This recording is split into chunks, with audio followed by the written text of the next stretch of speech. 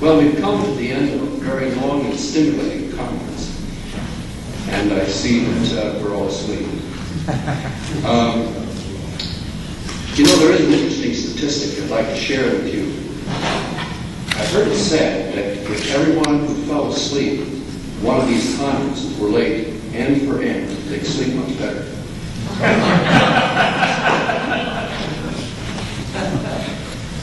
Many years ago, my mother had wanted me to enter the ministry, and so I went through college, and my first sermon was entitled Christian Dynamics in the Historical Process, and I preached it in a small rural community, farming community, and by the time I finished announcing the title, they were all asleep. But I didn't enter the ministry. I became a research archaeologist, and over the ensuing years, I've somehow come full circle. I think I could say I'm now a man of the cloth.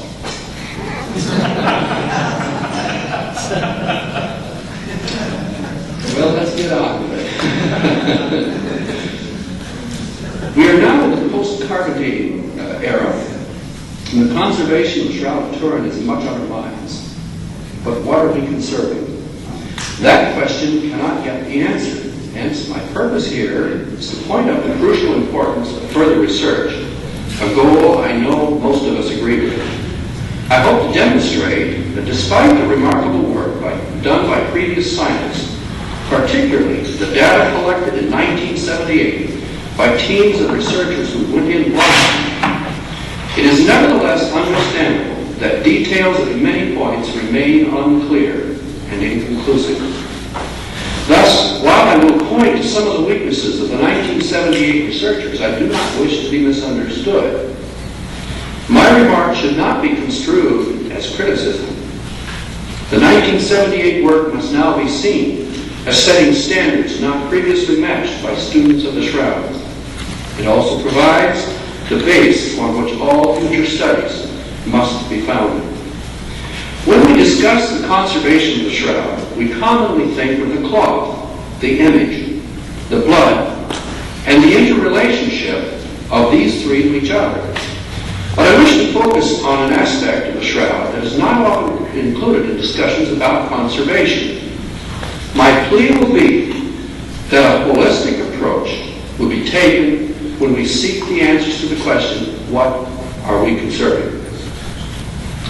The Turin Shroud is an excellent example of an object which is so highly complex that it requires a widely defined approach and a multidisciplinary team of specialists to address the many questions raised about it. We have a cloth that is either 600 years old or possibly as old as 2,000 years. Therefore, the fact that there are textile technologists, textile historians, and textile chemists interested in studying examples such as this cloth will surprise no one. However, there's a faint image on that cloth, and that image is said by a majority of researchers, led by Sturr, to be composed of two separate components, straw yellow dehydrated oxidized fibers, and blood transferred to the cloth. In 1978, this battery of specialists, Sturr, which included physicists, archaeological chemists, blood chemists, engineers, scientific photographers, and others, addressed questions about the nature and origin of the body image that had been raised prior to the 1978 testing of the Shroud. Microscopy was represented in these studies by Walter C. McCrone of McCrone Research Institute in Chicago. His studies were done primarily using the light microscope on Sturr sticky tape samples taken from the Shroud by Ray Rogers with a special torque applicator designed for this. This instrument removed samples strictly from the crowns of the threads on the surface of the cloth. Dr. McCrone concluded that the image was composed of two basic components, a reddish iron oxide in a very dilute mix of water and animal collagen. Both Sturr and Dr. McCrone agree on one point, that there is iron oxide in the Shroud. However, Sturr has concluded that the iron oxide is incidental to the image, whereas Dr. McCrone is convinced convinced that it is the image. To this point in time, no one really has an idea of the precise distribution of the particulate form of iron oxide, the main ingredient of the controversy on the Shroud. X-radiography, which could address this distribution on a broad scale, was done with Shroud in 1978. But the lowest energy used to achieve it was about 15 kiloelectron volts, keV. R.W. Modern, who led the X-radiographic team, explains it as follows. Various materials have their own unique level at which they absorb energy. When X-rays passing through the object are absorbed, then strike the film, they leave a light image. Wherever such X-rays are not absorbed, they strike the emulsion and they leave a much darker record. Hence, at 15 keV, the cloth is highly visible, and even some of the water stains do show up. At this energy level, there is no trace of the image, and we might be tempted to assume that, therefore, iron played no part in its composition. However, as Martin points out, the X-radiography is actually inconclusive about this question because the signature of iron is around 7 keV. Therefore, a fresh attempt at radiography would need to be done to determine that distribution. Whereas X-radiography would address the question of wide-scale distribution of iron oxide, X-ray fluorescence addresses it by means of point scans through a window approximately a square centimeter in size. 23 such scans were taken from the body and blood areas on the Shroud by Morris, Schwabe, in London to determine iron levels. And while they did find substantial variances in iron levels, particularly in the blood areas, they felt their testing also was inconclusive and suggested that sensitivity ought to be increased 5-fold before a firm position can be stated. Nevertheless, Sturt's own further laboratory researches with the Rogers tape samples strongly suggest that the currently existing trace levels of submicron particles of iron oxide would have been invisible to the naked eye, and they therefore believe, they've proven, that the iron oxide cannot be the cause of the image. On the basis of the current accumulated evidence, there seems very little chance that the image can be composed of pigment. Whether or not higher levels of pigment existed on the Shroud in the past, which might have contributed to the image, which might have once been washed out, is a much more difficult question to address. Now, what are the actual details in the image itself? Specialists from 3 separate laboratories in the radiocarbon field who have tested one single sample from a controversial corner of the Shroud have dated the cloth to the 14th century, AD 1260 to 1390 to be precise. For after all, if the Shroud is indeed from the 14th century, it really ought to be a painting. But all the forensic pathologists, medical trained specialists who have given serious depth study of the image have concluded that it accurately represents a crucified corpse. And Sturt's physicists and chemists have supported the medical conclusion that an actual body was once wrapped in a cloth. Yet the time frame given the Shroud places it in a period long after crucifixion was practiced and the details of it were forgotten. If we accept Sturt's conclusion that the cloth wrapped a corpse, but also accept the radiocarbon date, we are forced into the very difficult position of proposing a crucifixion in the 14th century, a proposition not easy to maintain given the state of our current knowledge of medieval Europe. If we accept Macron's conclusion that it is a painting, we are confronted with the question of why and how an artist so radically bucked the tradition and technology of his time in his portrayal of the crucifixion. How did he become so intimately familiar with the topic to accurately depict the proper mode of crucifixion used in the first century? How did he learn to render such subtleties as rigor mortis and the differences between the blood flows of a living person versus those of the corpse, both of which are accurately shown in negative on the shroud. How did he achieve the blood flows on the hair and down the arms without evidence of capillarity, whereas the seepages on cloth, such as the wrists and the feet, do show evidence of it, as we should expect of fluid in direct contact with a textile? Therefore, it is clear that the data collected from the shroud is still not sufficient to answer all our questions. Certainly, the artist versus natural image controversy is not yet fully resolved. Dr. Eric Junker has admitted that the random sampling taken in 1978, both photomicrographically and physically, was inadequate. 49 photomicrographs were taken of the shroud in 1978. 26 came from the frontal end and 23 from the dorsal. Most of these were photographed at 18 power, but none higher than 50 due to severe vibrations during the work. Of these, only 6 were taken of the body-only areas on the dorsal end, and excluding the face, where the highest concentration of work occurred, only 3 frontal body photos were taken. Future on-site microscopy needs to address ways of dampening the interfering vibrations so that photomicrography can be raised to higher powers.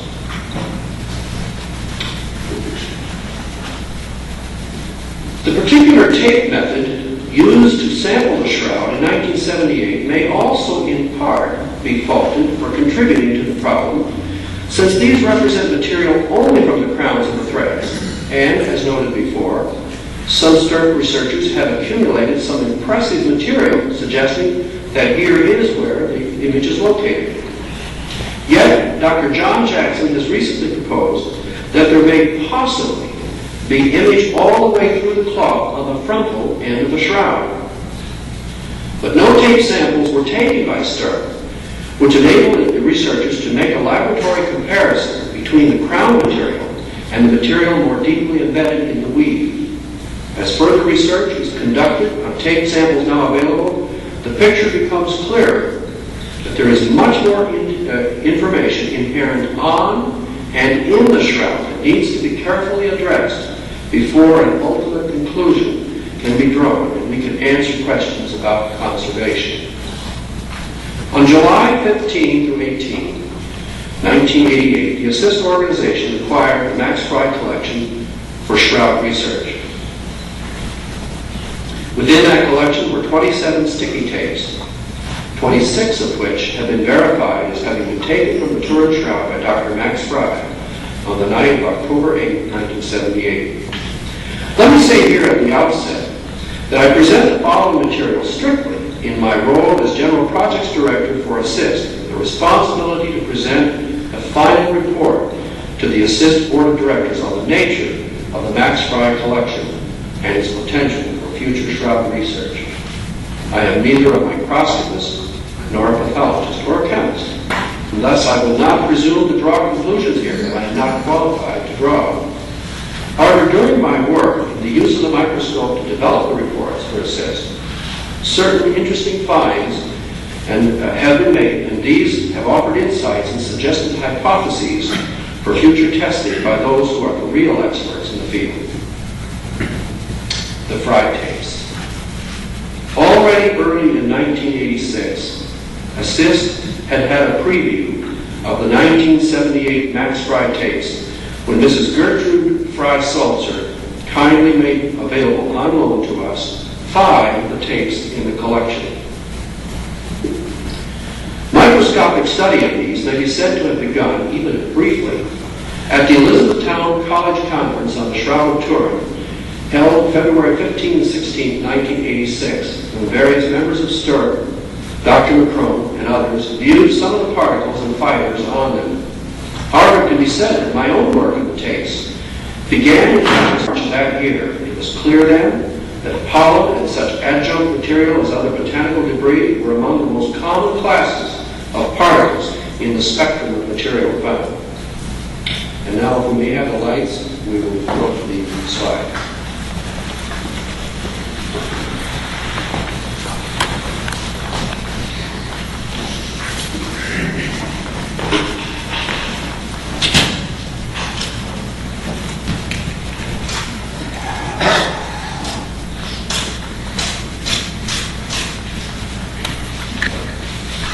how do we turn on the projector?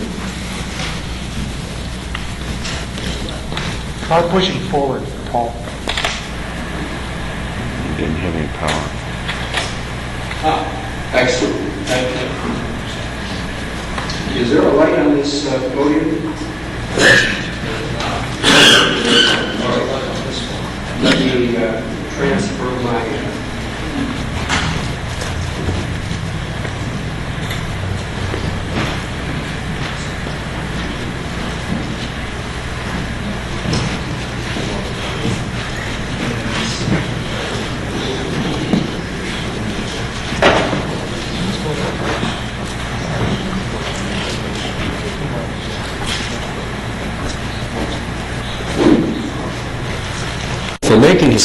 for taking his samples in 1978 was to obtain fresh material from a larger area of the Shroud to continue his pollen studies begun when he took 12 samples from the extreme frontal end of the cloth in 1973.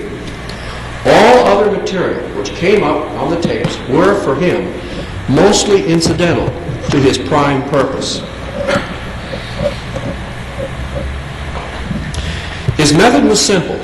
Using a handheld dime store sticky tape dispenser, he pulled out about 3 inches length and applied one end of it to the shroud. While pressing down on one end of the tape on the cloth,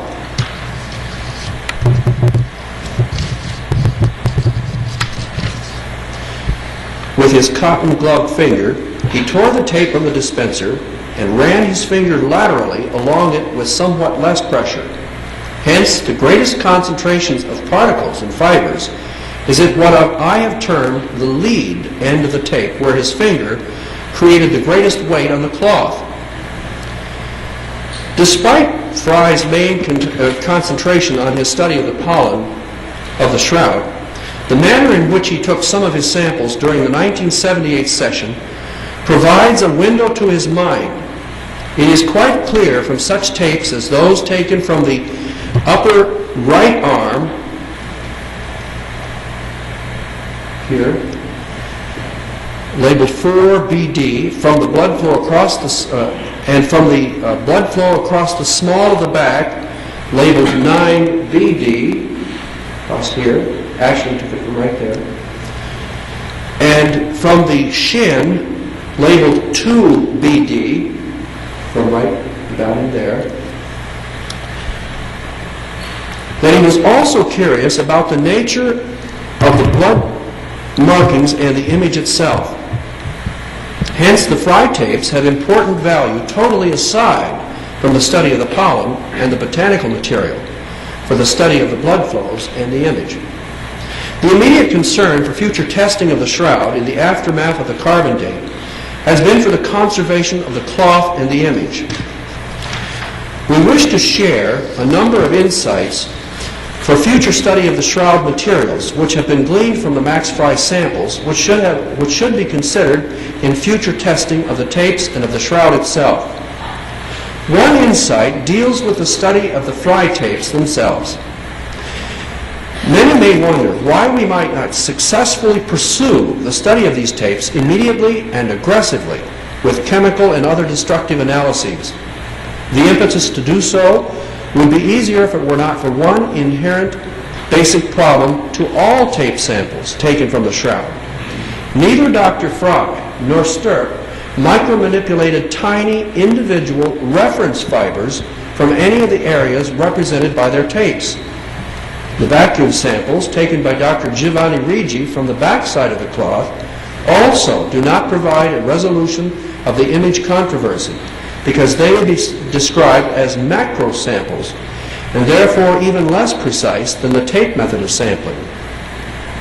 Some specific threads were actually removed by an Italian group headed by Dr. Pierluigi Maloney, but these were limited to blood studies. During the private examination session of the Fry tapes on July 23, 1988, held at the Philadelphia Academy of Natural Science, Dr. Stuart Fleming, director of the Museum of Applied Science Center for Archaeology of the University of Pennsylvania, pointed out that without individual control samples from the image on the cloth, one could never really be quite sure what was an image fiber and what was a loose stray from somewhere else. Joseph Kolbeck, a chemist with Hercules Aerospace in Salt Lake City, and one who himself has also spent countless hours examining and testing the materials from the tapes, has confirmed that he too was not always clear what was actually an image fiber and what was not. Dr. McCrone's answer to this problem was to use a statistical approach. In his studies, he discovered a high correlation between submicron particles of iron and the image area tapes of the Shroud. The problem with using the Stirp tapes on which to base a conclusion that the iron oxide found there actually represents the image material is complicated by the Shroud's interesting history. Since the late 15th century, some 52 different life-size paintings of the Shroud, known today as true copies, were laid down cloth for cloth and image for image onto the Shroud. This means that we should expect to find a high correlation of iron oxide materials with the presumed common pigment of these paintings with the image area of the Shroud. Dr. Fleming's observation, then, is quite apropos to the question: what was loose and what was adhering to the Shroud before the tape samples were taken? Whereas the Stirp tapes cannot easily address this question because they were taken with a very light amount of pressure and represent material only from the crowns of the threads, the Fry tapes are somewhat different in this regard. Though for the most part, we may say that the spectrum of particles found on the body of the Fry tapes are quite similar to the Stirp tapes. There are rare occasions where there is clear and indisputable evidence that specific material on these tapes clearly came from the Shroud. During the microscopy session of March 4, 1990, I discovered one such truly striking example. On the sticky tape labeled 9BD, which came from the blood flow across the back, pseudomorphs of several flax fibers were preserved in the form of tiny particulates which once heavily coated these fibers. And the configuration preserved is of the exact shape of the fibers to which they were once attached. The only way we can explain this phenomenon is to assume that this particulate material, now on the tapes, came away from the Shroud when fibers stayed attached to the cloth as the tape was pulled. This sample then becomes a polarized view of the same slide. This sample then becomes an important but highly limited resource for the microscopical and chemical study of material from the blood flow across the back. Unfortunately, due to lack of controls, it cannot address the questions surrounding the image. Dr. Frank Blassie, a blood pathologist in Sacramento, California, who has studied the Shroud for years and who has examined some of the data related to sample removal, noted to me in a recent letter, and I quote, "Judging from the way the various cloth fibers and vacuum mini samples were obtained, it appears that some unintentional errors or some misinformation may result because of the lack of precision or purity and appropriate controls. Here and elsewhere, good controls are essential," unquote. Therefore, the first insight from these studies is to strongly reinforce the suggestions already made by others such as Dr. Blassie, Dr. Alan Adler, and Dr. Stuart Fleming. In any future serious attempt to resolve the question about what we are conserving on the Shroud, microfibers must be teased away from as many randomly selected image areas as possible to determine and or verify the nature of that image. Such control samples should be removed by experienced textile specialists, and the results will be completely invisible to the naked eye and present no evidence of damage to the cloth or its image. Significant particle distribution. Now I wish to introduce a new concept regarding the study of the Shroud. The conclusions I will suggest here cannot be said to be proven, but they are consistent with the general hypothesis proposed by Stirp that a body was wrapped in the cloth and deposited in the tomb context.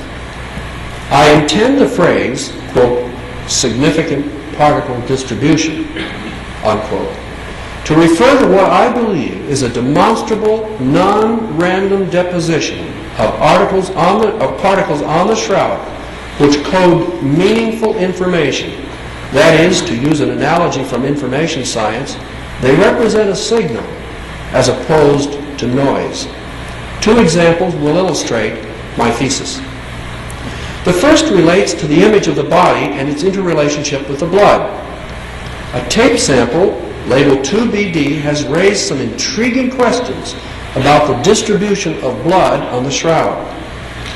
Originally, I had considered the possibility that the findings on this tape favored Dr. McCrone's hypothesis. In my micronotes, dated February 17, 1990, I wrote, and I quote, "I have found something very disturbing to the Stirp image thesis. At the end of the previous film, moments ago, I documented what appeared to be tiny particulates adhering to flax. Then I found another. They were close together. I wondered why these coated fibers were on this tape. I looked at my notes, the micro summary sheet for 2BD, and found that this was the single image area that Max Fry had sampled, all others being a mixture of blood and or blood image or off image. The very valuable documentation photographs taken by Barry Schwartz of Stirp during the 1978 session shows Dr. Fry removing this particular sample from the left anatomical shin on the frontal end of the shroud, parallel to the warp of the cloth. Ostensibly, this is a strictly image area. Unfortunately, since we lack any documentation showing the sample close up in situ, we cannot define the exact coordinates any further than we have. Incidentally, this problem illustrates the need for precise documentation of all sample removal in any future testing. My microscopic examination at 50 power had shown that there were significant amounts of flax fibers coated with particulates along the entire 8.7 centimeter length of this tape, some of them fairly heavily. For a long time, Dr. McCrone has been saying that he has found at high microscopic powers fibers with iron oxide particulates adhering to them. In any scientific project, it is important to maintain objectivity and an open mind. I have therefore considered the possibility that these particulates may be iron oxide. I will discuss this further below. But an important recommendation for future testing in this regard would be specifically to re-examine the area from which 2BD was taken. What is the precise nature of the area from which the sample came? Only definitive chemical testing of the particulates will properly resolve the question. And now an excursus, reflectance and transmission photos. Permit me to digress for a moment. When researchers use published photographs to study the shroud, they essentially rely upon light reflectance photographs. These are the photographs of the shroud where the light is bounced off the front of the cloth. But there is another type of photograph which is not as well known. I refer now to light transmission photographs, which are taken with the light in back shining through the cloth. These were taken quite literally during the waning moments of the 1978 work on the shroud.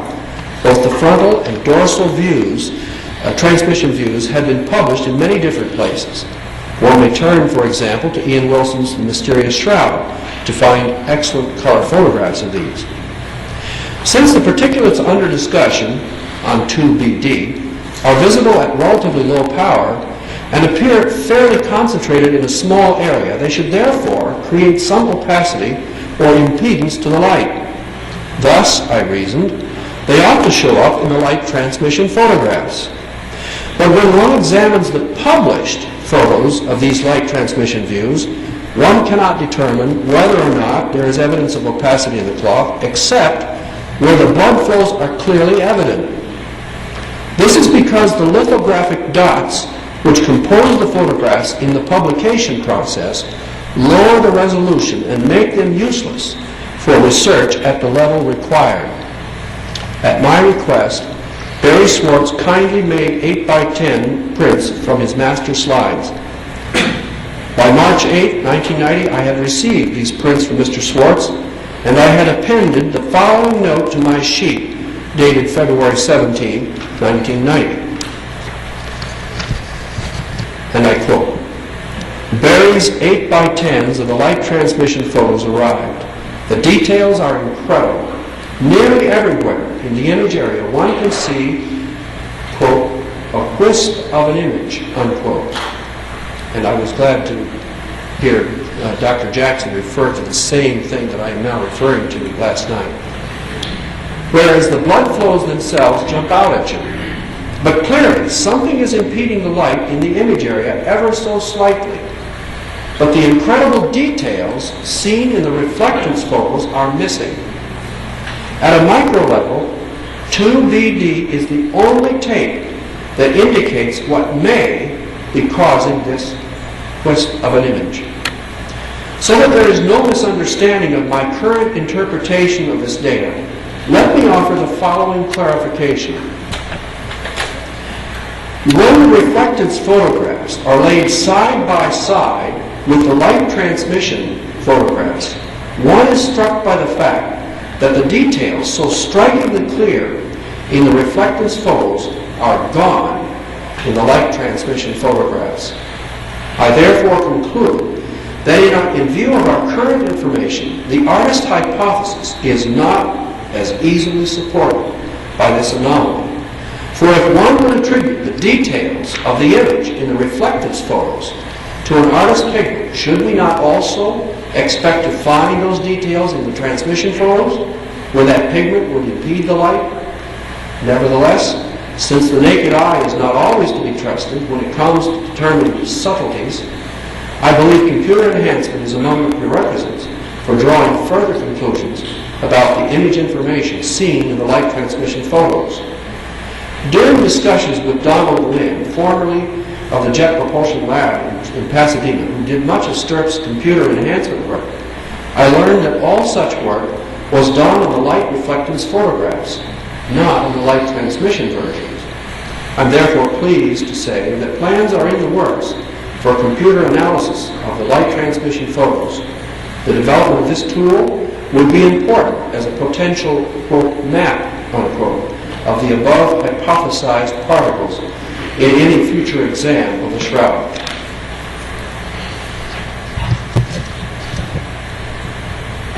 Significant particle distribution, the quote, missing, unquote, blood. But what are we to say about the presence of the wisp of an image on the shroud? To my knowledge, this phenomenon has never before been noted in the literature. Perhaps it is because it's so truly very tenuous and vague that it is almost impossible to notice. And anyone studying published versions of this would find it impossible to see anything but the most obvious blood flows. But it does suggest that there may be what I would term a significant particle distribution. While the artist hypothesis certainly should remain under consideration as a possible explanation for the findings of Freytape 2BD, I wish to suggest that by placing the discovery in a larger context, the context of the light transmission photographs, another hypothesis emerges as an alternative which dovetails more easily with the broad array of information already accumulated by Stirp and other researchers.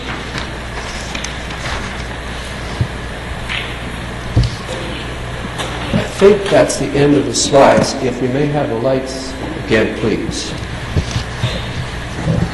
I'll just simply continue reading here. Most shroud researchers have accepted the assumption, first explored in detail by Dr. Pierre Barbet, that the clearly obvious blood flows on the shroud represent a crucified man while he was still on the cross, and that therefore the body was never washed. More recently, Dr. Gilbert R. Lavoie and others have addressed this matter, concluding that in accordance with Jewish custom, the body was not washed. However, this has created a problem for some forensic pathologists. If the man of the shroud were beaten as severely as the evidence on the cloth would suggest, and if considerable blood exuded from the many wounds we see, then the body should literally have been covered with blood. But this is not readily apparent in the light reflectance photographs. So, for example, Dr. Michael Baden, formerly Chief Medical Examiner of Suffolk County, New York, observed that the obvious blood flows in the shroud were too neat. And he concluded that such blood flows were more likely the creation of an artist. On the other hand, Dr. Frederick T. Zugaby, Chief Medical Examiner of Rockland County, New York, who for 43 years has studied the shroud and is an ardent proponent of its authenticity, resolves the problem by suggesting that the body was in fact washed.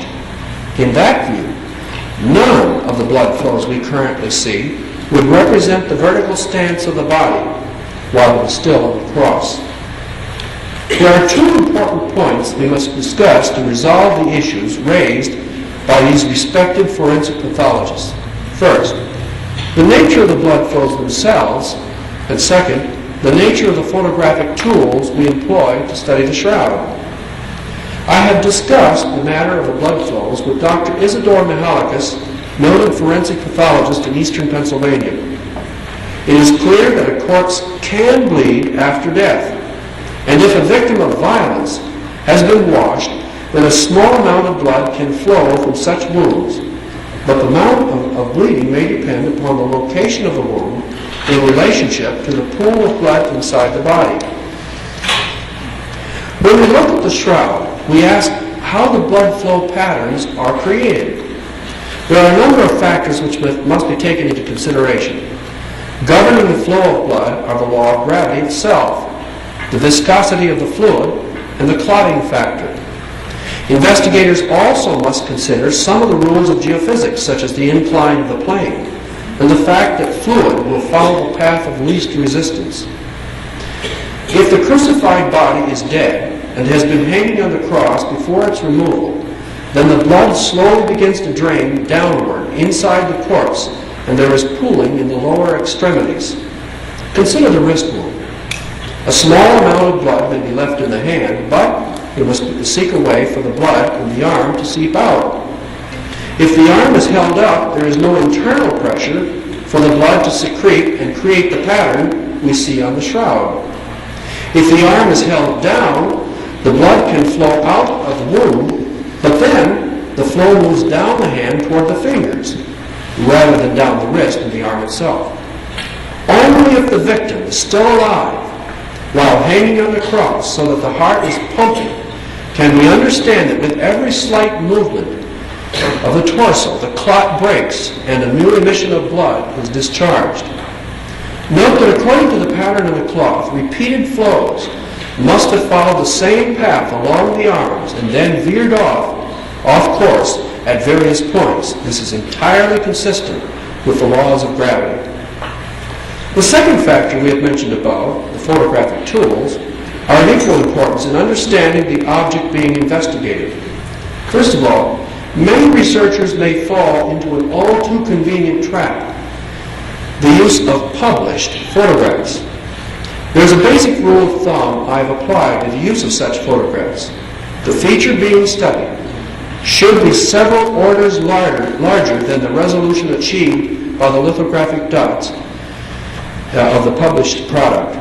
Otherwise, the dots will interfere with one's ability to perceive the features smaller than the dots resolve.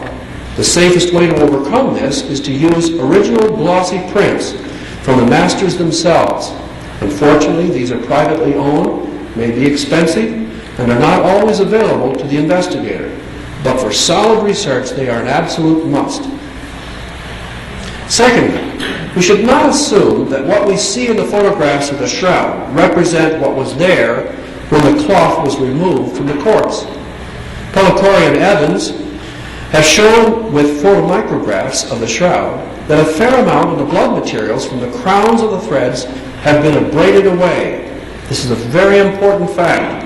It means that blood some distance from the most obvious wounds, which may have been less bonded to those crowns, has surely detached from the fibers over time and have been transported all over the cloth, but particularly at random throughout the image area, as Dr. John Jackson once noted. These microscopic particulates cannot be seen in the macro photographs of the shroud, and loose particles on the tapes are no longer scientifically viable to resolve the issue. The new information I have presented here from Fry Tape 2BD from the shin suggests our knowledge about the distribution of blood may be insufficient. The, quote, missing blood, unquote, if I may term it that, may not be missing after all. It may not have been wet enough to create a blood stain, such as those of the actual flows, but only sticky enough to adhere to the flax fibers further into the valleys of the threads in tiny amounts sufficient to contribute to the wisp of an image seen in the light transmission photographs. I would summarize my hypothesis as follows. Evidence from Fry Tape 2BD correlated with the Barry-Schwartz light transmission photographs suggests that there may be particles impeding the light promoting a wisp of an image. The lack of detail, yet apparent confinement to the image area may suggest that these particles are blood. By this, I also mean to suggest that the distribution pattern of such particles verified for Fry Tape 2BD and possibly elsewhere on the shroud image are coded with meaningful information for the study of the shroud and ought to become part of what we conserve. Thus, there may be an as yet scientifically undetected distribution of blood particles not directly associated with actual blood flows seen in the reflectance photographs, adhering to the flax fibers in the valleys between the threads which attenuate the light in the light transmission photographs and contribute to the observed wisp of an image. Suggests that it is a matter which definitely needs to be cleared up in any future examination of the cloth. Significant particle distribution. Stratified particulates. While the foregoing study illustrates that there may be meaningful distribution of particles horizontally across the shroud, my second study will suggest that there may also be a significant vertical stratification of particulates on this cloth. During the evening of Saturday, November 21, 1987, I met with Professor Luigi Ganello and Dr. Giovanni Rigi at the Rytown Hilton in Rye, New York. One of the points of discussion was the exact nature of the mineral-coated pollen which Rigi had found in the samples he vacuumed from the shroud. I wanted to expand my search for such pollen on the Max Fry slides, and hence I needed to know which of my examples, in Dr. Rigi's opinion, represented such mineral-coated pollen grains. Over a period of time, I have been creating a photo inventory of each pollen grain discovered on the Fry tapes. For example, on the entire photo pollen inventory on the Fry slide, labeled 4BD, which he took from across the blood flow on the anatomical left arm, consists of 163 transparencies of pollen grains, each slide recording one pollen, photographed at 200 power. Dr. Rigi carefully examined each of these photos in turn, and then told me that in his opinion, none of them were mineral-coated. But you can imagine my surprise when I asked him how many of the samples were mineral-coated, and he responded with approximately 50%. Dr. Fry's tape samples were taken from the image side of the shroud. Dr. Rigi's vacuum samples were taken from the back side of the cloth, from between the Holland backing which had protected it since 1534. Now, why would there be no mineral-coated pollen on the image side of the cloth, and half of the pollen from the non-image side bear such a coating. A possible explanation struck me 2 weeks ago while I was reading an unpublished manuscript by Dr. James R. Strange, an archaeologist with the University of South Florida. He was describing the nature of the tomb environment used in Jerusalem for some experiments conducted in 1986 by the Environmental Study of the Shroud in Jerusalem team. At one point, he noted that the limestone benches were commonly wet, so that when one sat down on them, the seat of one's pants would be quickly soaked. That brief description immediately suggested to me that pollen grains deposited there might very well have gained their mineral coating from the environment of the bench in the tomb. Tape samples removed from various tomb contexts by Dr. Eugenia Natosti, known by many of you as Sister Damien of the Cross, in the spring of 1986, have demonstrated the presence of, the spring of 1987, have demonstrated the presence of pollen on such benches, often in great numbers. Unfortunately, these tapes had to be returned to Israel before they could be adequately studied for evidence of the mineral-coated grains. The matter surely merits further attention. Ricci had expressed his opinion that the mineral-coated grains were the older of the two types of pollen he had found. The presence of mineral-coated pollen only on the side of the cloth that would have touched the bench is consistent with the burial shroud concept. But furthermore, if Ricci is right about these being older, then we have here, locked up in the mineral coating, pollen, all of which must have come from the burial environment in Jerusalem, where the shroud is proposed to have been. If that is true, then these pollen ought to provide us with a more definitive statement regarding the geographic locale from which they originated. Thus, they take on a new importance in our future studies, and as such must be part of any consideration for the conservation of the shroud. Conclusions. The major concern I would voice here can be expressed with a series of questions.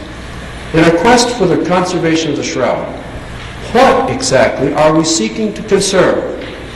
Are these particulates which Dr. Max Fry retrieved from the shroud with his sticky tape from the shin adhering very lightly to the fibers? If so, are they still there? We must remember that Dr. Fry took his tape samples before the shroud was vacuumed. I would therefore urge, as done privately elsewhere by Dr. Walter McCrone, that any future testing session involve both forensic pathologists and pigment specialists who would study the shroud in tandem to determine if other randomly selected areas retain these same particulates glued to the flax fibers. If individual flax fibers can be micromanipulated from a large random sampling of the image area of the shroud and microscopically and chemically determined as to whether they are iron oxide or blood exudate, it would not only bid fair to resolve McCrone's stark controversy, but it would also provide us with some of the information about which we are seeking to conserve. I conclude here with a summary of the points I believe are pertinent in this study for future conservation testing. 1. Dr. McCrone's suggestion for a dual team of forensic pathologists and art conservators to study the image problem is excellent, should be given serious consideration. 2. Reference control samples must be micromanipulated from the shroud to enable scientists to determine exactly what it is they are testing. Such controls will make future use of the stirp and fry tape samples scientifically more rigorous and defined. The wisp of an image hypothesis can be examined within the context of this proposal. 3. Development of a computer-enhanced version of the light transmission photograph should provide scientists with a useful tool for the study of the proposed areas of concentration of particulates on the shroud, especially the more tenuous aspects which I have termed here the wisp of an image. 4. Future photo documentation should include long-range photos such as those taken by Barry Schwartz in 1978 and close-up photos of the exact context from which the samples have been removed. There needs to be a visual manner in which coordinates can be recorded on film to provide an accurate setting for each sample site to be used to precisely document a given sample in later laboratory work. And 5, we must give careful attention not only to the preservation and conservation of the cloth in the image, but also to what I have termed, quote, significant particle distribution, unquote, on the shroud. Thank you.